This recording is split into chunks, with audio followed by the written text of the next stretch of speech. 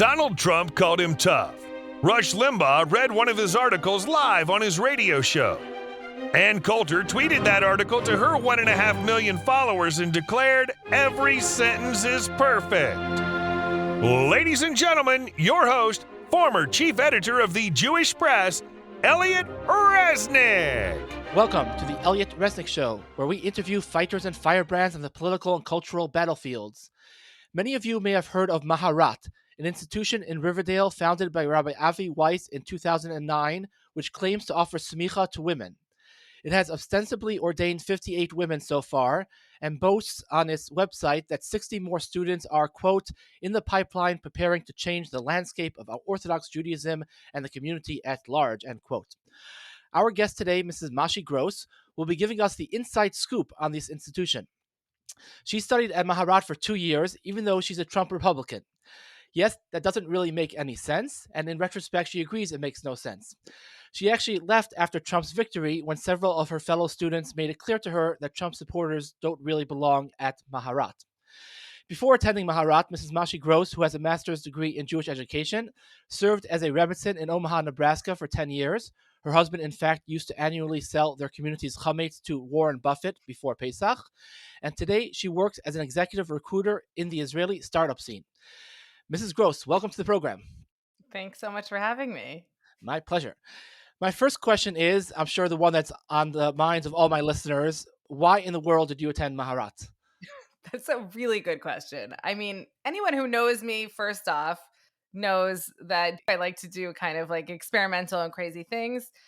So what happened was John, my husband, Rabbi Jonathan Gross, he was a rabbi, and we started to discuss the idea that he was going to maybe leave the rabbinate. He had always wanted to go to law school.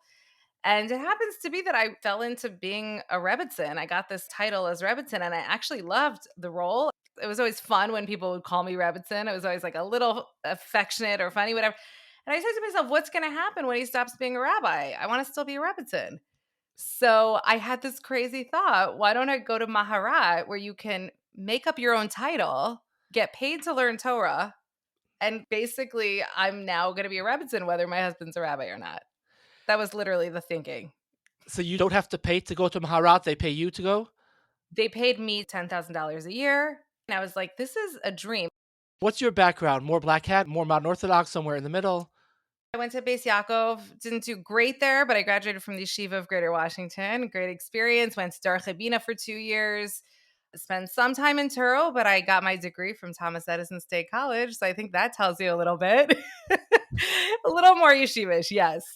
Because we were speaking the other week, and I think you told me that one of the reasons you wound up at Maharat is because you had a more yeshiva background, you weren't really conversant in the intricacies of the modern Orthodox world. Like to you, Maharat was just kind of like a modern Orthodox institution. You didn't quite realize that it was so different than another modern Orthodox institution. Am I summarizing that correctly? Yeah, it's a little overly simplistic, but I could say that, yes, I didn't see the nuance, let's say, between one part of the modern Orthodox world and the other.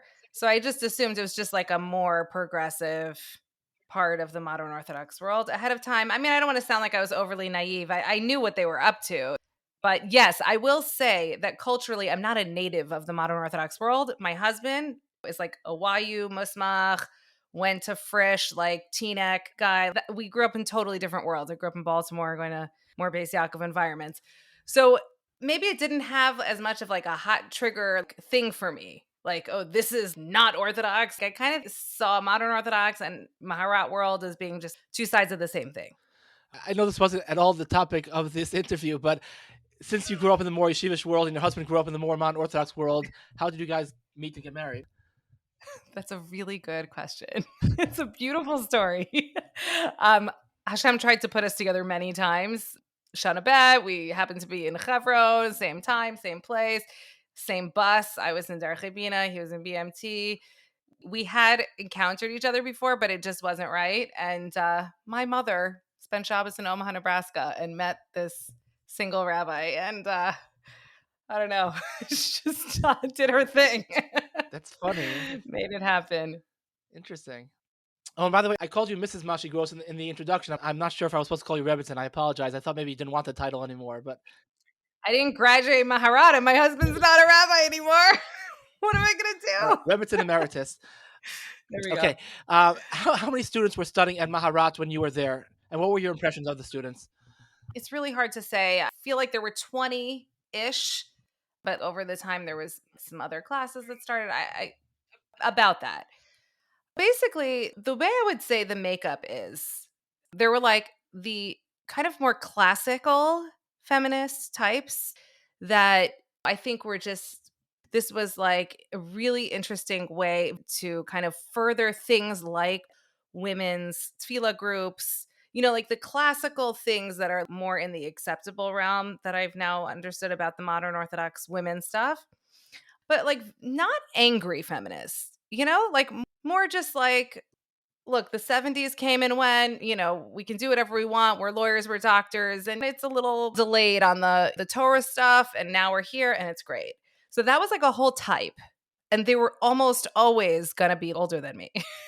So, like I'm 45. So, it was like 40s and 50s, 60s, even 60-year-old women were like that. And then there was like the whole genre of the younger ones, the millennials.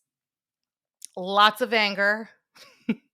A few girls were like the only daughter in a very shul-going family or something like that. Or you would also find a shocking amount of converts and Bali Tshuva, which I thought was really interesting because I come from a family of Bali Tshuva. And I always felt that my parents, in coming in, had this humility when they joined the community. Not everything makes sense. And I remember my mother struggling with some things from her liberal hippie life. But like ultimately, she wanted to come into this world because of the values and things like that. And I always saw that. And these were women who you felt they were embarrassed by parts of Judaism, like literally to the point where they couldn't talk about it. So angry, so scared, so embarrassed. There was this thing when we started learning Hilchos Nida. Anytime the rabbis in the Gemara say something sexist, they have a bowl of money, you put money in. It was like they had to do something with every uncomfortable feeling. And, I come from just this world where like, you always hear things that are uncomfortable and then you figure out how to get through around, there's things that you love more than those things. So you get there. And I felt it was like constant distraction. If there was something that didn't fit with the party line, and by the way, not even the moderate party line feminism, like the extremist feminism, they couldn't handle the discomfort and there was all this weird awkwardness. So there was a lot of that type of thing. I chalked it a lot up to either just immaturity. They were very, very young. I will say a number of them seemed a little weird. Like it wasn't this group of intellectual superheroes. You know what I mean? It wasn't a team of like spiritually diligent, disciplined women like Bruria or firebrands like Yalta. Like it wasn't these women that I would look up to in literally any way, shape, or form, except for I would say a few of the older women just were wonderful people, brilliant women. What were the percentage of older women versus younger women? Very little Okay. older women. There were a few, and I loved all of them. We got along so well. I like felt I was in that world. One of the older women was my chavrusa. She's such an amazing, brilliant woman, and totally cool with exploring any ideas with me. So she knew where I came from. She knew who I was, and we could have really wonderful discussions. So it was really nice. I met two men who studied at Chovevei Torah, which is the male yeshiva founded by Rabbi Avi Weiss. And these two students had no idea that it was a far left-wing modern Orthodox yeshiva. One was a chassid trying to broaden his horizons. And as soon as he left the chassidic community, like the rest of the Jewish community was like one big blur for him. And another was a Sephardi from Europe who knew nothing about the internal politics of the modern Orthodox world. Did you meet women of that sort at Maharat, well-meaning women who just accidentally wound up there? I don't think so. No, I think in order to be at Maharat, I think in Chovevei, you could probably focus on the Torah a lot better. When Maharat, women's stuff comes up on the daily. So you're constantly having to deal with that. And it's very alien ideas from a traditional from mindset. Why does it come up daily? You're learning Nida, you're learning, like we learned all of the places in halacha that like come up and there's a lot of women's stuff. You're learning like Hilchos Shabbos or something. It probably doesn't have to come up that often, does it? Yeah, you'd be surprised. Okay. You'd be surprised. I wish I had better examples for you, but I would say transgender, gay stuff, women stuff, all of that would come in all the time. And I think, I do want to say, I think in Choveve, it's believable to me that somebody came and didn't know where the heck they were. Because you're learning Gemara, who's talking about women all the time? They also have this added thing, like an insecurity, I think, that they wanted to be more like yeshiva bachers. And I feel like the women, like, I mean, as hard as you could try, you're never going to look like a yeshiva bacher. You're a woman learning Gemara. So, I mean, I think a Choveve guys, there was this possible slight like undercurrent where they all actually wanted to pass as yeshivish. I'm trying to gauge the level of honesty of students and Maharat. So let me ask you, Rabbi David Halivni was, I believe, the foremost halachic authority at the Jewish Theological Seminary in the early 1980s. And he famously resigned in protest after that institution decided to start ordaining women. He actually wrote a halachic article opposing the decision to ordain women. And I was wondering, did anyone at Maharat ever mention the opinion of Rabbi David Halivni against ordaining women as rabbis? Honestly, there was maybe a class or two where we went through the halachic stuff about ordaining women, but it was pretty much just a given that it had to happen somehow. I don't remember that. Yeah, no, only because I would assume they don't really care what some Haredi rabbi thinks about ordaining women, but I thought maybe at least they would try to grapple with someone who taught at the Jewish Theological Seminary who's conservative, so they'd have to feel maybe obligated to at least respond to him. Yeah, no, I actually think that they made a conscious choice to only care about what the frum community thinks of them. I used to describe it as like a rebellious teenager who's like doing their thing, but they can only do it if they know that the parents going to be watching or going to be annoyed. I think I sent you one of the articles that I wrote that I put out right after the OU became very angry with Maharat, and it was like a day of celebration. It's like they finally see me. And they're such jerks. But it was literally like, I don't think they care about what the conservative community does. They just want somehow to be accepted. It's like a fantasy world. Like, what planet is the yeshivish world ever going to say, yeah, you're right? If you look at the sources, women can be ordained as rabbis. We should do that too. Like, that's literally what they thought in their world that would happen. Did they ever bother talking about why the frum world should accept that, or they simply assumed as time goes on, this is inevitable, will happen one way or another? I think it was like as time goes on, inevitable. There was a lot of the guilt about kavod habrios type of stuff. There was a lot of that conversation, just like things have to change because of kavod habrios. Like that genre, let's say, of halacha has to evolve just because it's better. That's probably one of the weakest type of arguments. There is no halacha that in theory you couldn't break because of kavod habrios. So you're invited to a Chinese person's house and he serves you very formally non-kosher food. And if you say, I'm not going to eat it, he'll be super insulted. Kavod habrios, you can't say no. So I think there's also the position that there's no thing you want to do that you couldn't find a halachic reason it's okay. The old line, if there's a rabbinic will, there's a halachic way. Exactly. They take that very seriously. There was this sense of like, we're going to do whatever we want, and then we're going to find halachas to say that it's okay from an institutional perspective, and then that's life now.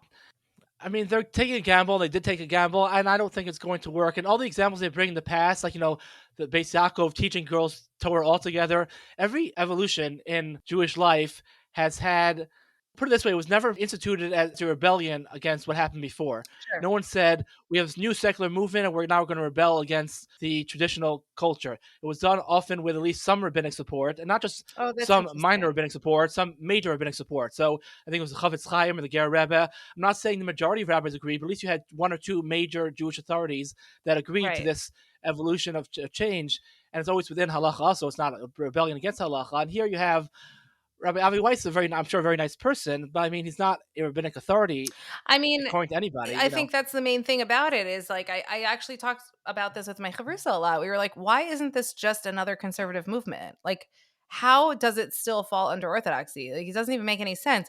She actually was very comfortable with the idea. You know what? I like a type of Judaism where you must keep Shabbos, you must keep halacha, and women can do whatever they want. She's like, I joined that movement. She didn't care if it was called Orthodox Judaism. Like, I felt like, how do they not see that this is literally exactly how reform started? This is exactly how conservatives started. Like, if you don't have the buy-in for change from the mainstream, from community, you are creating a new movement. That's it. What you just said in your chavrusa's names reminds me of people call it Sheilaism, and it's because someone once asked a woman named Sheila, I think her definition of religion, and she basically said, It's really funny. I believe in God. I'm not a religious fanatic. I can't remember the last time I went to church. My faith has carried me a long way. It's Sheilaism, just my own little voice. It's just try to love yourself and be gentle with yourself. I guess take care of each other. So it's kind of like a feel good, it's not a real religion. It's not based on God. It's just based on what I want, really, or feel like. Right. I mean, I don't want to make, my chavrusa, I think, was just saying, I'm comfortable starting the next Right. conservative movement. I think that's what she was saying. The Maharat saying, no, like, we are the new Orthodox. And to me, that sounded ridiculous. It's like, you obviously aren't, because you're totally separating and you're not wanting to incorporate any Das Torah or anything anyone's saying, because it's not what you wanted to say. So I guess I'm just trying to say it's a new movement. Just because they put the word Orthodox in doesn't mean there's any hope of it ever being accepted. It's completely against, like, the values of Torah Judaism. Right. And I remember thinking that they've definitely gone too far when I heard a debate between, I think, one of the rabbis from Chovei Torah and Rabbi Shmuel Golden. Rabbi Shmuel Golden is a left-wing modern Orthodox rabbi. He lives in Israel now. He used to be the head of a modern Orthodox shul in Englewood, New I've heard of Jersey. him. And he was arguing against what they were doing. He said, look, you're creating a rift in the Jewish community. He said you can't make changes without, first of all, sometimes halacha is black and white. No matter who says it's okay, it's still wrong. But I don't know enough of the halacha. Supposing there's a tiny area of gray, he said you can't make any changes without major rabbinic support. He said you have no major rabbinic support. What are you doing? All you're doing is going to create a rift in the Jewish community. And this is Rabbi Shmuel Golden, a left-wing modern Orthodox rabbi, saying this. Right. I would say even deeper than that, not just for Das Torah to agree to something, but Torah Judaism is a beautiful way of life that people love. And so if you're asking to do these things, you're asking to take that away from people. I mean, one of the main agendas that they had is to obligate women in mitzvahs aseh shezman grama. So, like, I literally, like, I heard that. I was like, what are you talking about? The whole beauty of Judaism is that there's, like, a women's way to live Torah life and there's a men's way to live Torah life. And we both help each other. We have, like, it's these two amazing parts of life that, like, I'm taking care of this one, you're taking care of this one. I mean, I literally sat in class one day and I was like, who's watching the kids while the both parents are obligated to be at shul? So this is now a religion that requires Hispanic women to be paid to watch our children and raise our children, or whatever nationality low paid childcare workers are. Like, now it's a religion that relies on this function for it to be. It's so crazy. And so what from woman, and I got into a fight with one of my Maharat friends. I was like, real women don't want to be obligated. And she's like, real women? What are you talking about? Real women. I was like, I don't mean like you're not a real woman. I just mean the masses of women who love being from and love raising a family and, like, want to be a mother. And of course, maybe also a lawyer and maybe also a Torah scholar and maybe also these things. And she just, like, her mind blew up. Like, she couldn't handle it. I was like, I'm just talking about, like, practical stuff. Yeah. Okay, walk us through a day of Maharat. What's the learning schedule like? It's like a long learning day. I really have to say I am grateful to have had those years to learn while I was a mother. I mean, that's, like, unheard of. And I learned a lot of Torah and it was great. So it was just, like, morning for, 2 hours of chavrusa and then, like, an hour of shir, and then afternoon, same thing. There was, like, All Gemara? breakdown. There was Gemara in the mornings and then, like, more halacha in the afternoon. Gemara was Maseches Nida? I think we did Kesuvos. Okay. I'm blanking. No problem. You don't remember which parak by any chance, do you? No, I wish. I should have, like, gone back and opened my Gemara and prepared something for you. No, it's all right. And the halacha in the afternoon? So it was, like, all the traditional things that people would learn in smicha, like Avelos, Nida, Kashrus, Shabbos. Basar and Chalav? Yeah. And Melicha? Oh my gosh, you're not going to give me, like, a No, I don't know it. Don't worry about it. Yes. all that stuff. So I can't remember. I know that I was there for Avelos. I was there for Nida. I can't remember what other ones. Gayros. But I dare say these are all. I'm not saying they're not. They're actually probably more practical than the other ones. But traditionally, Basar v'chalav, treifas, these are the core of semicha. The other stuff is more secondary. But Basar v'chalav and treifas is less glamorous to learn. I may have done that. I just can't remember, honestly. I mean, it's a part of Okay. it's a part of the curriculum, so I don't know if that's Right. I'm not so- going to say that's where there's a deficiency, but How many hours a day? so it was like about 6 solid hours of learning, probably 5 days a week? 4 days, and then like a half a day on Friday, I think. Okay. Did you ever meet Maharat's president, Sarah Horowitz? And if yes, what were your impressions of her? So I really like Sarah. I think she is a really wonderful person. Okay. Interesting. Can I give like a psychoanalysis? If you'd like. Okay.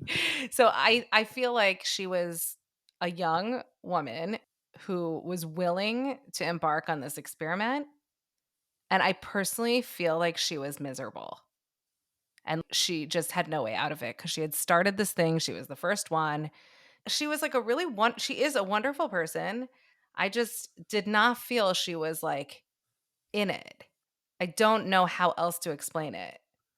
But she's let herself be used, or at least stay in that Yes. position now for many years. So I think that my idea is that she probably thought it was going to be something that it didn't turn out to be. You know, I That would be think when more she accepted. was looking around at these like little bratty millennials, she's like, this is not like when she was young and she was brilliant and she's a promising, and would you try this thing? Would you get smicha?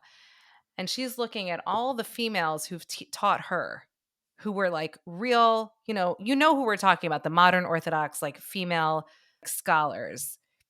And she's like, yeah, I want to be one of those, except call me something. They should be called something. And then she joins and she's on the path to that.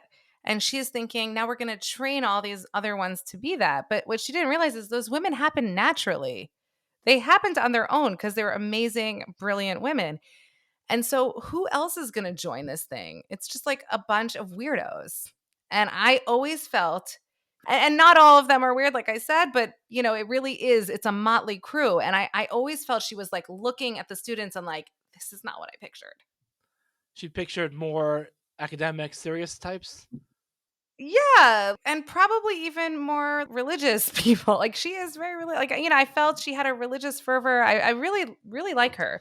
Okay. I felt like she's a sincere person. I literally felt like I looked at her sometimes and felt like she was like being held hostage by what she had created. Now, I'm not taking away from, I don't know her, and I trust you that she's a very nice person, but she didn't strike me as brilliant. And if you also want to be accepted, you don't put someone out there whose level of tznius is maybe modern Orthodox, but not up to the level of other people.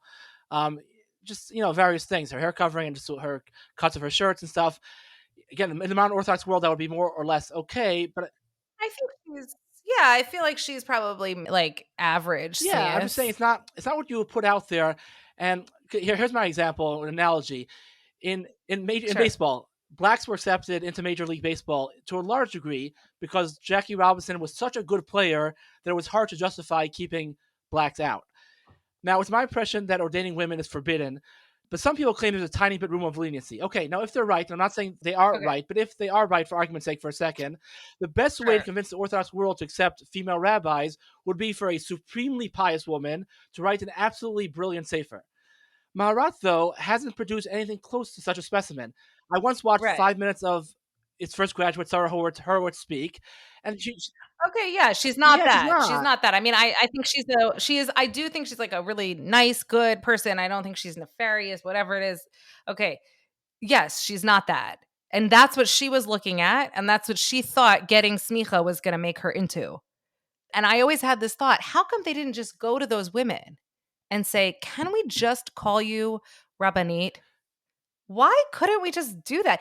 By the way, the From Yeshivish community does that.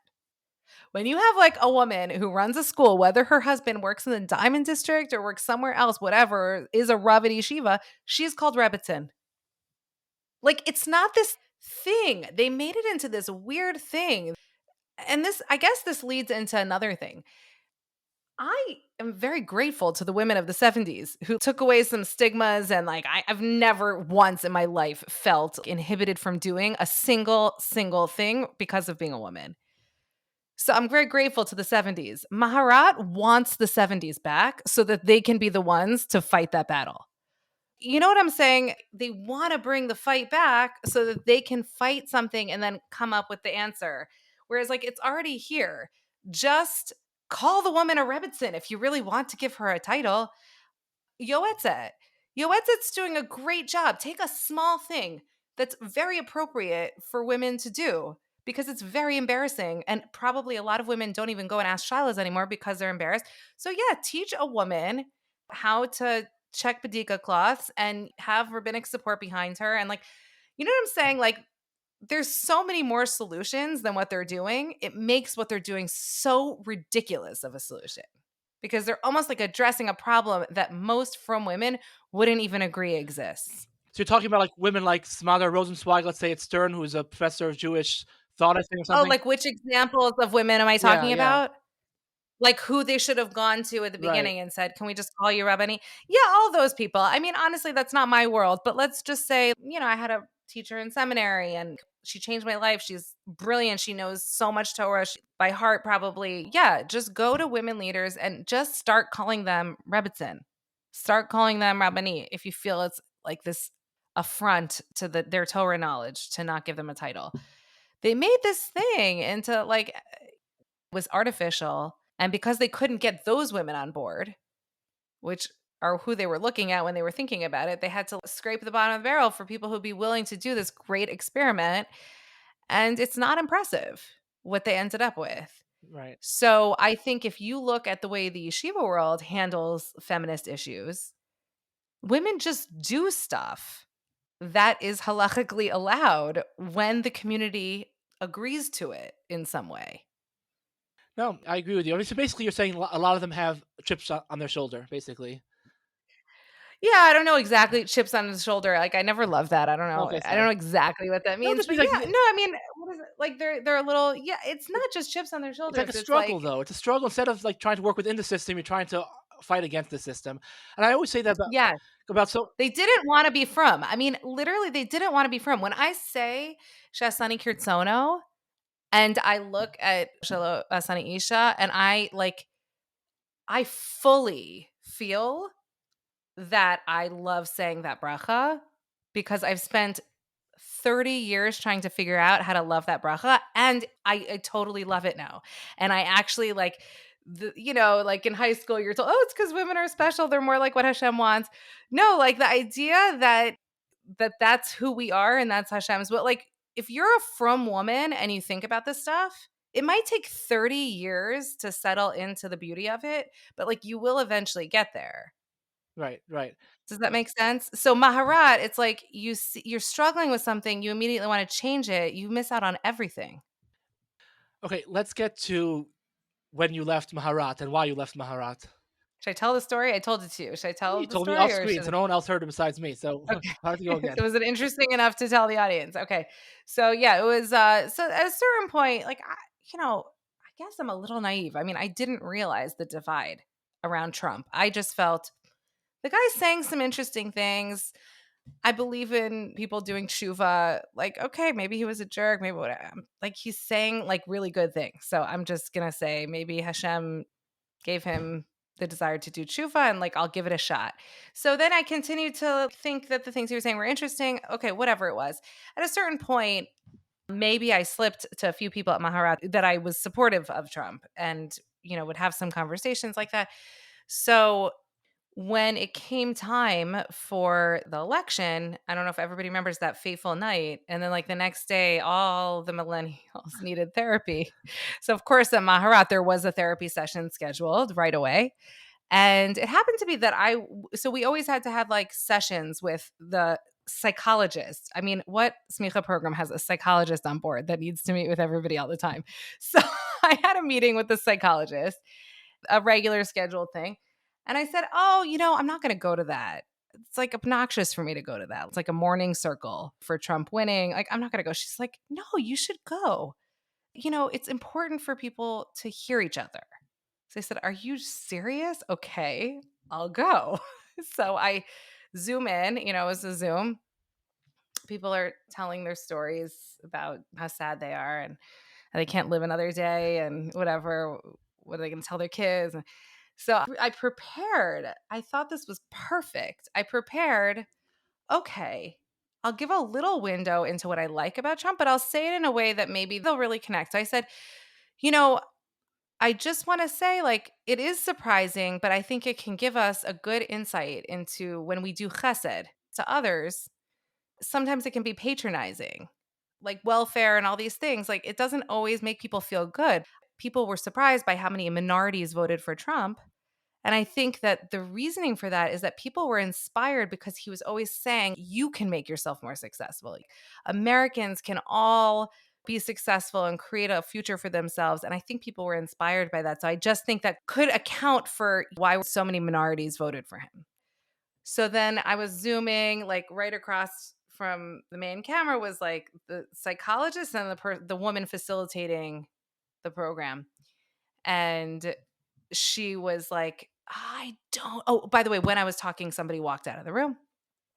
I don't think this is like the place to defend why we voted for one person or another. It's just really not appropriate. And I was looking at the psychologist who, like, an hour before had told me to come, and I was waiting for her to, say. I asked her to come and like share. Nothing. Blank face. So I said, okay, that's interesting. And so she's like, can you please just, I think it was inappropriate that you did that. So I was like, okay. Then the next woman, she's like, I have to go tonight to talk to my students at Columbia. I don't know what I'm going to say to them. I can't face them. I can't face them. Like, they're about to go into the world. Like, what kind of world am I telling them they're living in? So the woman who just told me to shut up was like, look, sometimes all they need is just like a little authenticity. Just be authentic with them. Like, show them how you feel. Let them know, because they'll really appreciate it. I literally looked at the room of women and I just clicked like exit and I never went back. That was it. I was like, oh my God, like, forget about the Jewish stuff. Forget about how nuts these women were. Forget about everything. How unself-aware. And then to call yourselves the authentic ones, I just like, I couldn't handle it. That was it. Because this was just after that she had berated you for being your authentic self, quote unquote. Yeah, exactly. Like, only be your authentic self if it falls within. And then I just said, you know what? Enough of like me trying to bring in conservative feminist things about how women who are mothers can still feel empowered. Like, I kept trying to bring in like reading groups, like, let's look at different sides of feminism. Women should choose. They should choose to be able to feel being a mother is their destiny. And we should embrace that. That's so Torah. That's such Torah oriented feminism, isn't it? And like, non-Jewish women write about it. Like, how cool is that? Not allowed to talk about that. That's horrible. That's like bringing us back to the 50s, whatever. So like, all these, and the beautiful women writers actually from the very Haredi community in Israel who are writing a lot about like male and female energy and trying to grapple with some of these things. One of them is like Circle Spiral something, and one is The Moon's Lost Light. Like, there's these women who are very Haredi who are writing these very interesting. So I would always try to bring it in. I was like, forget it. This is never happening. Like, this environment, it's a closed environment. Any closing thoughts? I think that Maharat should be looked at carefully. And if it's something that is going to continue, I really would like it to be less nefarious. Like, I do feel that it's, I think it's not a good force. Right. It's sad to me because religious girls end up encountering it a lot. And it's very easy to not see the nefarious side of it right away. It seems so innocent. It really is a little Asav. And so for me, it's upsetting because once I realized it's nefarious, look, I haven't talked about it until now. So I haven't been like on a rampage against it. Privately, I have. But, I haven't chosen to publicly be against it. But I do feel it's dangerous. And I think it's a good point. Things that people have to remember, because most people who are doing terrible things in this world, if you met them in person, they would strike you as nice people. I'm not sure, but if you take people like Biden or Obama or Pelosi, maybe some of these people are jerks in private life, but I'm sure some of them in private life are very nice people. But just because you're a nice person and you have good intentions doesn't mean you actually aren't doing bad things. And That's a great point. so, you said you had a great chavrusa, and I'm sure she is, and I'm sure some other girls, are nice people and all that. But at the end of the day, it's not about whether you're nice or not. It's about whether are you doing something which is good or bad. Do something which is in consonance with Right. Hashem's Like, will. are you building or are you destroying? Right. And I will say that I think that what they're doing is destructive. It's destructive to a lot of things. And if it was so clear that it wasn't Torah Judaism to everyone, look, right away I sent my girls to Beis Yaakov. I was like, there's no modern Orthodox schools for me because honestly, I don't want my girls watching across a mechitza when they're 12 and seeing boys put on tefillin every day and have to deal with that at such a young age. In Beis Yaakov, there's a chazanis who leads davening every day. It's a different girl. It's great, beautiful singing. I never once had to think about this stuff until I was an adult. And I will, this is my final thought. I will say, come from the more yeshivish community, went to Beis Yaakov, yeshiva high, whatever, seminary. Like the modern Orthodox world needs to be very, very careful. Because if you think you can integrate everything, you can't, because then you're more on the side of this. You're going to have to work so much harder to differentiate between this and that. And I think that, the fact that the OU even engaged with it, like what yeshivish institution even said anything about Maharat except to make fun of it? And the OU has to make serious statements and all these things. So I guess I just would like to say that I think my yeshivish background gave me the ability to see through it. And I do have a lot of friends in the much more modern Orthodox world who I think have a harder time telling their daughters or explaining to themselves why this isn't the path of Torah. Right. And I'll end with this. Rav Shamshon Raphael Hirsch, who was promoting very much Torah in Derech Eretz, Torah with the world, but he was very clear that Torah comes first and you engage with the world to the degree that it fits with Torah. And so famously, at the 100th birthday of Schiller, who was a very famous German poet, there was a national day of celebration, and Rav Hirsch, and in his school, gave an address praising Schiller's poetry and how he has wonderful values. But apparently, he told a friend of his if that celebration had been for Goethe, who was another famous German poet, and not for Schiller, he said he would have left town to avoid having to have anything to do with the celebration because he felt that Goethe's values were basically pagan and not Jewish. So combining, a Jew being in the world, you do it when it fits with Torah and to the degree that it fits with Torah. And if it doesn't, then you don't. You don't have this inferiority complex where everything in Right. society is correct and I have to figure out how I fit in. No, Torah is You don't have to supreme. apologize for Right, you don't have to exactly. apologize for what Torah says and who we are and what our values are. And the minute you ask me to apologize or explain it or integrate it into Torah or Torah into it, you start to lose a lot. Right. And I did see that. I mean, from my perspective, not coming from the modern Orthodox world. Right. And the same Rambam who studied so much secular knowledge and was part of the, King's Court as a physician, he himself writes that when society becomes corrupt, you basically shouldn't be in society. You basically say to yourself, he said, if that's not possible, go to a desert. I mean, so he writes that literally. So, I mean, Yeah. so anyways. All right. It's really great having you on the show. I really appreciate your Thank you insights. so much for having me. All right. That does it for us. If you have any suggestions on whom you would like to hear on this podcast in the future, please write to me at editor@1vs450.com. That's 1versus450.com.